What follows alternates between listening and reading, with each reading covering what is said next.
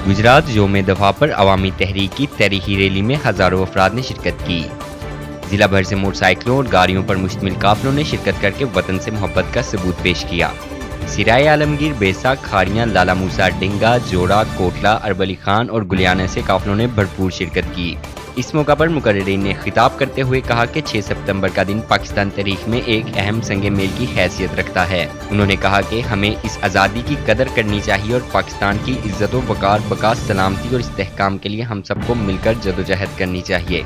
Minhajul Quran international Mirza Tariq bag ने अपने खिताब में कहा कि अफवाज पाकिस्तान के शोहदा को सलाम पेश करते हैं, जिन्होंने अपनी कीमती जानों के नजराने इस मुल्क को कौम की खातिर पेश किए। सितंबर 1965 में भारतीय जारियत के खिलाफ पाकिस्तानी फौज ने नाकाबिले फरामोश कारनामे सरअंजाम दिए हैं। पाकिस्तान का हर नौजवान वतन दुश्मन अनासर के खिलाफ सिस्सा पिलाई दीवार की मानित है। आज योम दफा के मौका पर हम पाक फौज के शोहदा को खराज अकीदत और हफाज पाकिस्तान की शानदार कारकर्दगी पर खिराज तहसीन पेश करते हैं।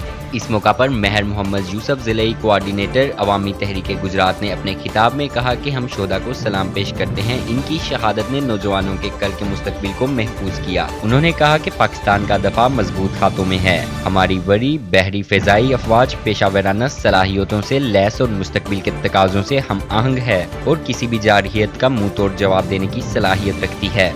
दीगर मुकर्रिरीन ने कहा कि पाक फौज के जवानों ने जो तारीख रकम की है वो हमेशा जिंदा रहेगी। जिंदा कौमें अपनी कौम के मोहसिनों को हमेशा याद रखती है। पूरी कौम पाक फौज के शोहदा के जज्बे और हिम्मत को सलाम पेश करती है। योम दफा पाकिस्तान का दिन हमें मुल्क कौम के दफा के लिए जानों का नजराना पेश करने का दर्स देता है। हमें मुल्क पाकिस्तान की सलामती और बका के लिए 6 सितंबर 1965 वाले अजीम शोहदा का जज्बा लेकर अपनी पाक फौज के साथ शाना बेशाना खड़ा होना होगा।